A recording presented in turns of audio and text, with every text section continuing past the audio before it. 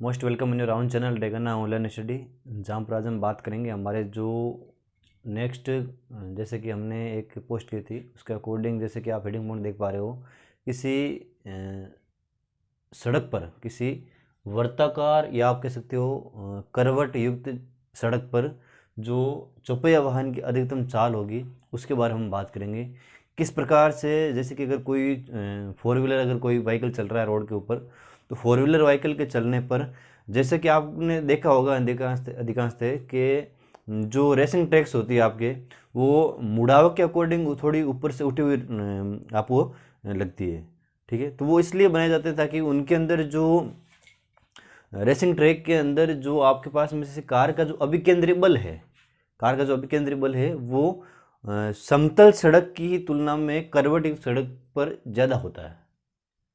समतल सड़क की तुलना में करवट युक्त जो सड़क होती है उस पर ज़्यादा होता है। मुड़ाव के अंदर आप कह सकते हो, जैसे अगर वो समतल बना जाते हैं ना तो उसका अभिकेंद्री बल इतना नहीं होता कंपैरिजन में आप जो करवट युक्त होती है उसके अकॉर्डिंग।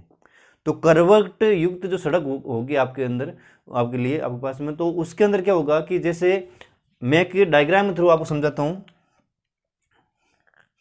कि किसी भी डायग्राम के अंदर, जैसे कि आपको पता है कि माना कि इस प्रकार से ये रेसिंग ट्रैक जो है वो ऊपर से उठा हुआ है, ऊपर से उठा हुआ है, कोई एम द्रव्यमान का व्हीकल है वो चल रहा है। तो थीटा कोण पर अगर ये व्हीकल चल रहा है तो इस थीटा कोण पर व्हीकल चलने पर ये व्हीकल आर त्रिज्या के किसी एक वर्ताकार कंप्लीट पथ के अंदर गति करने लग जाएगा। जैसे कि आपको पता होता है कि कोई भी रेसिंग ट्रैक जो होती है वो इस प्रकार से ऊपर की ओर उठी हुई होती है, इस प्रकार से, तो इस प्रकार से ऊपर से उठी हुई होती है। तो ये जो आपकी फॉर्म बनेगी, ये फॉर्म आपके पास में इस प्रकार से कंप्लीट एक सर्कुलर फॉर्म होगी, जो कि इस व्हीकल पर इस तरीके से आपके पास में ये गति करेगा। ठीक है, इस तरीके से। ठीक है ना बच्चों, ये अभिकेंद्री बल का जो झुकाव कोण होगा वो उसके सेंटर के अंदर होगा, सेंटर पटल फोर्स के अंदर होगा। तो आप कह सकते हो कि ये एक कंप्लीट वर्ताकार पथ है जिसके अंदर कोई एक वाहन है जो आर त्रिज्या के वर्ताकार पथ में गति कर रहा है, और इसके अकॉर्डिंग गति करने पर जो हमारे पास में जो घटक होंगे इस व्हीकल के, वो घटक इस प्रकार से बन जाएंगे। एक तो म्यू आर कोस थीटा और आर साइन थीटा के रूप में, घर्षण बल और अभिकेंद्री बल तथा अभिलंब प्रतिक्रिया बल, तीनों बल यहां पर काम आएंगे। और इसके घटकों का जो विभेदन होगा इस प्रकार हो जाएगा कि इसका जो भार होगा वो तो mg हो जाएगा, और जो अभिलंब प्रतिक्रिया बल है आर साइन थीटा वो बन जाएगा आर कोस थीटा का अकॉर्डिंग, और ये बच जाएगा इसका म्यू आर परिणामी बल। ठीक है बच्चों, तो यहां पर आप कह सकते हो कि किसी करवट युक्त सड़क पर, किसी करवट युक्त या फिर झुकी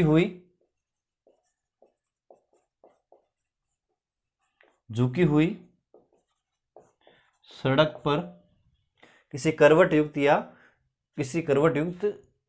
या झुकी हुई सड़क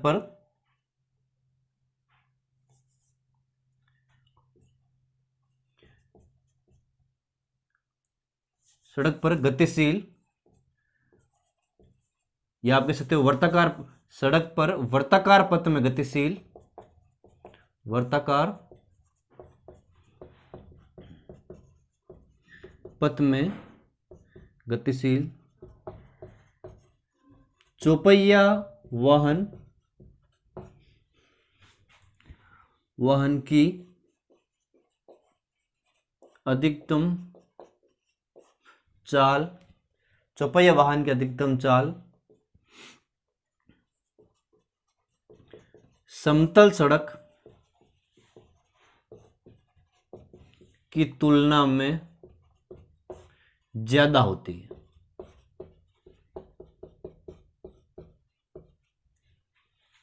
इसलिए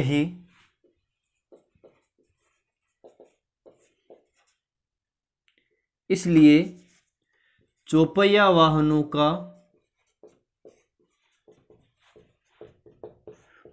का रेसिंग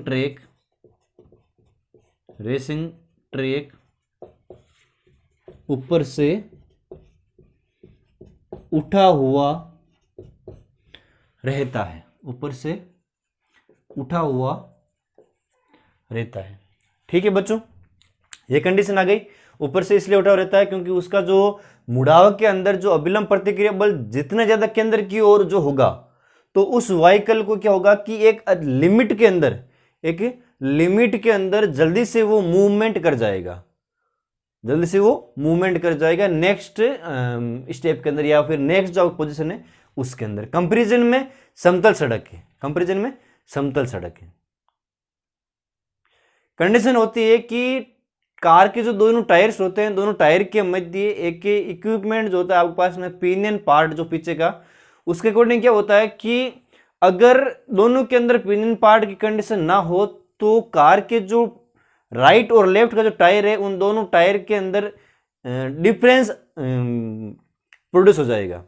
और जो डिफरेंस प्रोड्यूस होने के कारण क्या होगा कि जो मोशन ऑफ मूवमेंट है दोनों टायरों के अंदर, वो मोशन ऑफ मूवमेंट अलग अलग हो जाएगा। इसलिए झुकाव के अंदर जो होता है वो उसे इस प्रकार से बनाया जाता है ताकि टायरों के अंदर जो गति होती है वो सीमांत रूप से और समान रूप से बनी रहे। ठीक है बच्चों, अब आप कह सकते हो जैसे कि चौपहिए वाहनों का जो रेसिंग ट्रैक होता है वो ऊपर से उठा हुआ रहता है, तो आप कह सकते हो कि माना आपको पता है जैसे कि माना कि एम द्रव्यमान का वाहन है जो आर त्रिज्या के वर्ताकार पथ में गति कर रहा है, जो कि कोण थीटा पर झुका हुआ है। इसके लिए आवश्यक अभिकेंद्री बल जो होगा आपके पास में, वो आवश्यक अभिकेंद्री बल इसके लिए घर्षण बल और अभिलंब प्रतिक्रिया बल से प्राप्त किया जा सकता है। ठीक है बच्चों, तो ये चीजें आपके पास में यहां पर और ऐड कर देनी है थ्योरी के रूप में। और चूंकि यहां पर थोड़ी बहुत जगह की समस्या है, कम है, तो मैं डायरेक्ट इसलिए मैं बोल रहा हूं, वापस बोल रहा हूं कि माना कि एम द्रव्यमान का एक व्हीकल आपको पता है, जैसे जैसे डायग्राम के अंदर जो चीज आएगी वैसे वैसे हम लिखते जाएंगे। माना कि एम द्रव्यमान का वाहन है जो आर त्रिज्या के वर्ताकार पथ में किसी कोण थीटा पर गति कर रहा है। इसके लिए आवश्यक अभिकेंद्रीय बल इसे घर्षण बल तथा अभिलंब प्रतिक्रिया बल के घटकों से इसे प्राप्त किया जा सकता है। ठीक है बच्चों, तो यहां पर आप देखिए कि m v square upon small r equal to कितना हो जाएगा पास में, घर्षण बल और आवश्यक अभिकेंद्रीय बल जो होगा घर्षण बल और अभिलंब प्रतिक्रिया बल के घटकों से आपके पास में ये प्राप्त किया जा सकता है। तो ये हो जाएगा mu r cos theta plus r sine theta. समीकरण 1 बन गई। और समीकरण 2 हम देखेंगे कि भार की जो तुलना है, या आप कह सकते हो अभिलंब प्रतिक्रिया बल का जो मान है वो इसके भार और घर्षण बल के घटक के द्वारा इसे प्राप्त किया जा सकता है। M g mu r sine theta. देखिए सिंपल चीज है, आर कोस थीटा के रूप में जो इसके बराबर में क्या है, mu r sine theta plus m g. और mu r cos theta plus r sine theta किसके बराबर है, अभिकेंद्रीय बल जो इसके केंद्र की तरफ लगेगा उसके बराबर है। ठीक है बच्चों, तो यहां पर हमें आर की वैल्यू फाइंड आउट करनी है। आर की वैल्यू जब हम फाइंड आउट करेंगे तो देखिए किस प्रकार से करेंगे। समीकरण 2 से कितना माना जाएगा आपके पास में, देखिए कि r cos theta minus mu r sine theta बराबर एम जी। ठीक है, कॉमन प्रोसेस में r common cos theta minus mu sine theta बराबर एम जी। ठीक है बच्चों, cos theta minus mu sine theta बराबर, यह आप कह सकते हो, सॉरी, जैसे कि आर की वैल्यू फाइंड आउट करनी है तो आर बराबर m g upon cos theta minus mu sine theta. यह आपके पास बन गए समीकरण 3। ठीक है बच्चों, आर की वैल्यू प्राप्त हो गई। अब आर का जो मान है वो हमें डालना है यहां पर। ठीक है, आर का जो मान है वो हमें डालना है यहां पर। तो देखिए आर का मान समीकरण 1 में रखने पर आर का मान समीकरण 1 में रखने पर कितना आ जाएगा, देखिए mv² upon are small are बराबर, वहां से अगर हम बात करें तो म्यू कोस थीटा, या आप कह सकते हो आर कॉमन ले लीजिए, एक बार आर कॉमन ले लिया, म्यू कोस थीटा समीकरण 1 में हमने आर कॉमन ले लिया, plus r plus sine theta, cos theta plus sine theta. ठीक है बच्चों, तो वहां पर आप देख सकते हो जैसे कि mv² बराबर आर, कैपिटल आर, यहां कैपिटल आर की वैल्यू रखिए mg upon cos theta minus mu sine theta, ये मल्टीप्लाई में है, मल्टीप्लिकेशन में है, तो मल्टीप्लिकेशन में, और वापस जो नेक्स्ट चीज आपके पास में क्या आ जाएगी, mu cos theta plus sine theta. ठीक है बच्चों, ये प्रोसेस आ गई। अब आगे के प्रोसेस जो है वो हम इस प्रकार से देखेंगे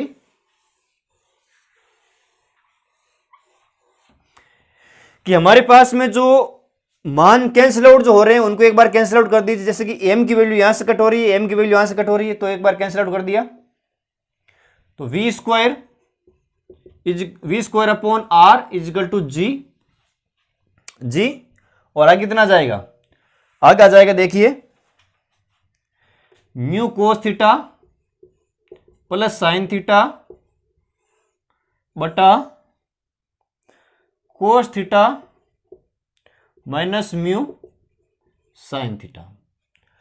अगर मैं इन दोनों से कोस को कॉमन ले लूं, v और r को यहां पर डाल दूं, तो v² is equal to R G बन जाएगा, बच जाएगा यहां पर, और कोस थीटा कॉमन लेने पर कोस से कोस कैंसिल हो, और साइन और कोस टेन, म्यू प्लस टेन, और 1 माइनस कोस, अगर नीचे ऊपर और नीचे दोनों से कॉमन लेना आपको, तो वापस जो बाहर आएंगे वो कोस कोस कैंसिल आउट हो जाएंगे, तो 1 माइनस टेन म्यू टेन, तो देखिए mu plus tan theta upon 1 minus mu tan theta. ठीक है बच्चों, और यहां से आपके पास में आ जाएगा v equal to under root of r g mu plus tan theta 1 minus mu tan theta के रूप में। ये अधिकतम चाल हो जाएगी, ये क्या है, मैक्सिमम चाल है, मैक्सिमम अधिकतम चाल है चौपहिया वाहनों की। ठीक है बच्चों, ये आपके पास में यहां पर गणना करनी है। अब हमारे पास में जो मिनिमम, अगर हम बात करें मिनिमम चाल की, तो मिनिमम चाल जो होगी वो हो जाएगी under root of r g tan theta minus mu upon mu tan theta minus 1 के रूप में, जो होगी वो मिनिमम चाल आ जाएगी। ये मैक्सिमम और मिनिमम क्यों है, क्योंकि जगह टेन थीटा के बाद में अगर हम बात करें, झुका हुआ कोण जो होगा वो ऊन्यन अवनयन के रूप में होगा, और अवनयन और ऊन्यन कोण की बात करें तो घर्षण गुणांक का जो मान होगा, घर्षण गुणांक का जो मान होगा मिनिमम के अंदर कम वैल्यू में पूछी गई है, तो घर्षण गुणांक की जो वैल्यू होगी वो हम घटा लेंगे टेन थीटा माइनस म्यू से, और एक हमारे पास जो कांस्टेंट राशि उसे भी हम घटा लेंगे नीचे गुणा के रूप में। यहां पर हम जोड़ रहे हैं, घर्षण गुणांक को जोड़ रहे हैं, क्योंकि हमारे पास में वो लीस्ट वैल्यू होगी। सीमित ऊंचाई होती है किसी भी झुकाव के कोण की, और सीमित ऊंचाई होती है झुकाव के कोण की। और देखिए ये जो सीमित ऊंचाई है वो ज्यादा में और कम में, अधिकतम में और न्यूनतम में, दोनों बराबर होगी, क्योंकि ज्यादा हम ऊंचाई करेंगे तो आपको पता है कि ग्रेविटी के अकॉर्डिंग वो नीचे जाएगी, कोई भी चौपाई वाहन जो होगा वो, और मिनिमम करेंगे तो ढाल जो होगी वो उस तरफ हो जाएगी, तो गाड़ी उस तरफ चली जाएगी, जो हमारे पास अभिकेंद्रीय बल के रूप में एक तरह से नहीं होगी। क्योंकि रेसिंग ट्रैक अगर इधर से बना हुआ है, रेसिंग ट्रैक अगर इधर से बना हुआ है और ढाल अगर उस साइड में ज्यादा होगी, तो कार उस साइड में चली जाएगी, और इस साइड में अगर ऊंचाई में ज्यादा होगी तो फिर वो गिर जाएगी, वो संभावना है। ठीक है बच्चों, तो ये चीज आपको देखनी है। एक बार आप स्क्रीनशॉट ले लो और अच्छे से डेरिवेशन को समझो, ताकि आपके लिए चीज आगे इजी हो जाए। तो अगर हम आगे बात करेंगे, जैसे कि हमारे पास में नेक्स्ट पुल पर गुजरती कार के ऊपर जो प्रतिक्रिया होती है, उस प्रतिक्रिया के बारे में हम बात करेंगे। ठीक है बच्चों, देखिए आगे क्या होता है।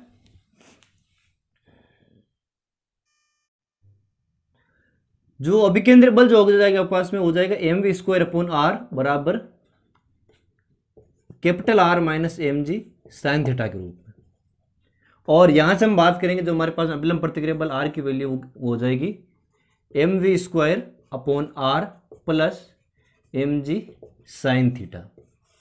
ये आपके पास में क्या है, ये आपके पास में अभिकेंद्रीय बल, और आप कह सकते हो जैसे प्रतिक्रिया बल का जो मान है वो है कि इस प्रतिक्रिया बल की जो वैल्यू हम इस प्रकार से फाइंड करेंगे कि निम्नलिखित बिंदु पर जो कार्य की प्रतिक्रिया होगी वो ज्यादा होगी।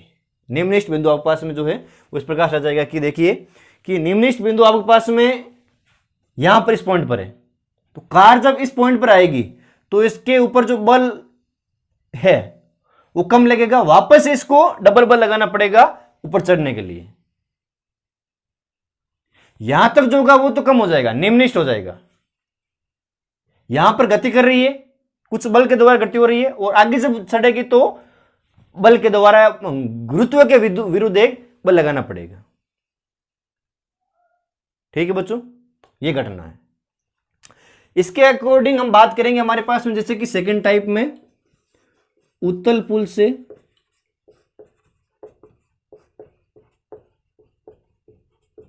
गुजरती कार पर प्रतिक्रिया। उत्तल पुल से इस प्रकार से गुजरेगी जैसे कि इस कंडीशन में माना कि कोई कार जो है वो एम द्रव्यमान के यहां पर है और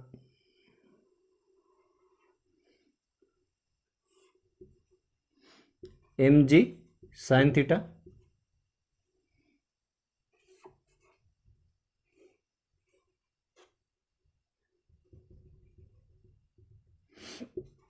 mg कोस थीटा, और ये बार इसका संतुलन बार mg। ठीक है बच्चों, परिणाम बार आप कह सकते हो। तो जो इसका अभिकेंद्री बल हो जाएगा कार के लिए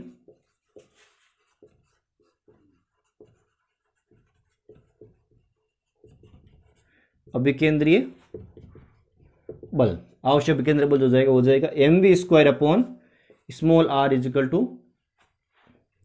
mg कोस थीटा माइनस r के रूप में। तो अगर हम बात करें वैल्यू की तो वैल्यू आ जाएगी आपके पास में, देखिए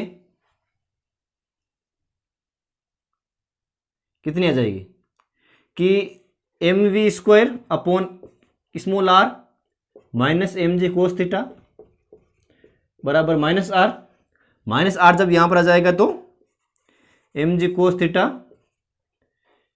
माइनस mv² / r के रूप में। यह आपके पास में क्या है, प्रतिक्रिया है, प्रतिक्रियात्मक बल है, अभिलंब प्रतिक्रिया बल का मान है जो कि कहां पर आ जाएगा, उच्चिष्ट बिंदु पर। इस बिंदु पर जाने के बाद में जो गाड़ी होगी वो वापस एक अपने जैसे कि नॉर्मल फोर्स के अकॉर्डिंग जो वर्क है वो करने लग जाएगी, क्योंकि फोर्स की उससे जरूरत नहीं रहेगी, यहां पर उसे नॉर्मल फोर्स की ज्यादा जरूरत रहेगी। ठीक है बच्चों, जो कि उसके 37 घटक और अभिलंब प्रतिक्रिया बल के मान के ऊपर उसे निर्भर होना पड़ेगा। ठीक है बच्चों, तो यहां पर हमने बात कर ली उत्तल पुल से गुजरती हुई कार पर प्रतिक्रिया के बारे में, चाहे वो उत्तल पुल के लिए हो चाहे वो अवतल पुल के लिए हो। अब नेक्स्ट हम बात करेंगे जैसे कि हमारे पास में ऊर्ध्वाधर वर्ती तल में जो कण की गति होती है उसके बारे में, और एक पार्टिकल की जो असमान वर्ती गति के अंदर जो कण पर त्वरण और बल लगता है उसके बारे में बात करेंगे। तो नेक्स्ट के लिए आप सबसे पहले एक बार स्क्रीनशॉट ले लें इसका, ताकि आपके लिए डेरिवेशन में आसानी हो, हिंदी मीडियम के जो जितने भी डेरिवेशन आपको चाहिए उसके लिए।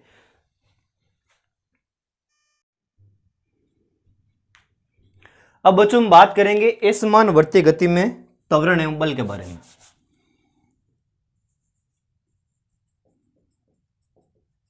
असमान वर्तीय गति में त्वरण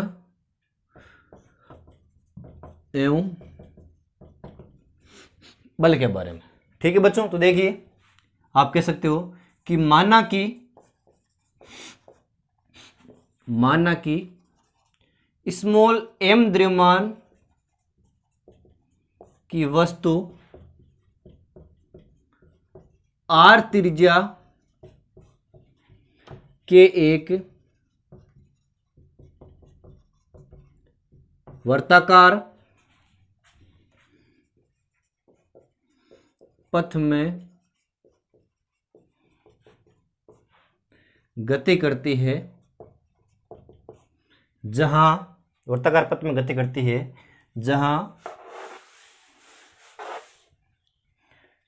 इसका परिणामी त्वरण